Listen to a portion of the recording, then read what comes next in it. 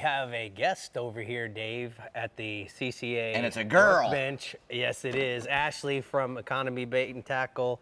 Ashlee Doot. Yeah, I see it. Oh, look at those guns. Hey, Ashlee, I noticed that we have 3 sets of paddles. So let's go through that.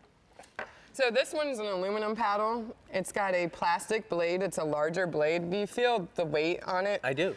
This is a good backup paddle. Aluminum's going to corrode, even though this is stainless steel. Electrolysis is going to corrode. It's going to end up being a one piece. Eventually. Yes. So and it's heavy. What's this cost? Obviously, it's the most inexpensive of the 3, it's correct? About $60. All right, now backup paddle. The next paddle seems to be lighter, but more importantly, why does it have white paddles? Well, this is a nylon reinforced fiberglass, so it's going to be a little bit lighter than the plastic. It's also a wrapped carbon blade, so with a wrapped carbon, you're not going to spend as much as woven carbon. It's a larger blade for a larger kayak. It's also a larger shaft for a wider kayak. So it's longer when you say larger? Yeah, when you have a wide kayak, you want a longer shaft. Now this feels like it could potentially be half of the weight of the one with the white paddles. I could pick this up easily with one hand, one finger. It's in a woven blade. It's also a smaller blade. It's easier. It's a foam filled, so it makes for an easy entrance, very quiet exit. So sneaking up on fish, this is the one you want. Also pushing thousands of pounds of water, you want the lightest paddle you can get. Plus, if you're a guy that likes to paddle a long ways, certainly you're going to want this. It's no different than a push pole to us. Real light push pole versus a heavy push pole. Also, this one, you can adjust the length on it in case for some reason you wanted a longer one for wind and wanted a shorter one for wind. It just depends. Well, I wish I could do that. All right. So anyway, Dave, what do you got over here? Oh, boy. Because you're in a kayak, you know, a lot of things get wet. You know, and so you got to have a lot of waterproof stuff. A dry bag's going to carry like anything that's larger. I recommend having a first aid kit. Something like this is good for a cell phone because you can use it, GPS, take your pictures, camera. It's going to go through there. So what typically would you put in that bag? I would put anything I don't want to get wet.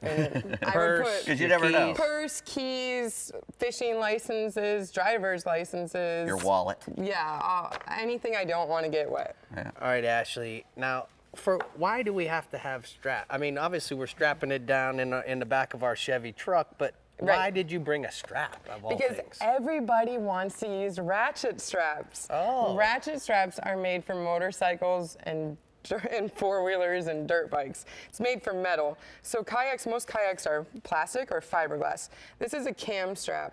Hold it. Yeah.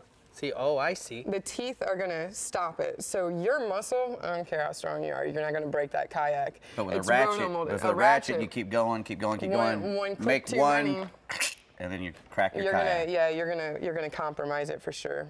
And then, when you're in a kayak, you're low, and that's a good thing as far as sneaking up on fish. But you need to be seen by everybody else, so you have to have some special safety equipment.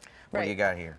This is a light 360 degrees. Coast Guard says anytime between dusk and dawn, you need to have a white light that's visible 360 degrees, not so you can see, so boaters can see you. See you, yeah. Yeah, because you're not going to hurt a boat. I noticed that the life jacket, real short.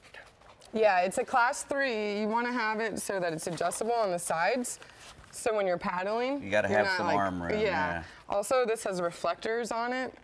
And are most kayak life jackets are shorter like this? Well, it's adjustable. Right. So according to how oh, I got you on the back. Long you are. Yeah. So the more adjustments, the more comfortable it's going to be. Right. Pockets. And here, this is for, I guess, if you want to get out.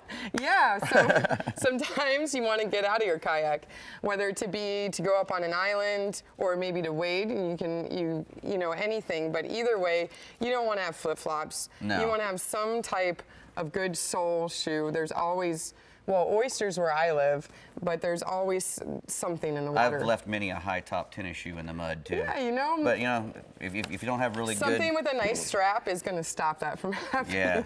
Plus it's a little bit of protection from small stingrays and stuff like that, and saves your feet. So if a guy watching or a lady watching has a question, how can they get a hold of you to answer all these expert questions? I work at Economy Tackle in Sarasota, Florida, and you can call us at 941-922-9671 and ask for me, Ashlee. All right, Ashlee. there you go, Ashlee. I'm going to get a commission on all that stuff you're going to be selling.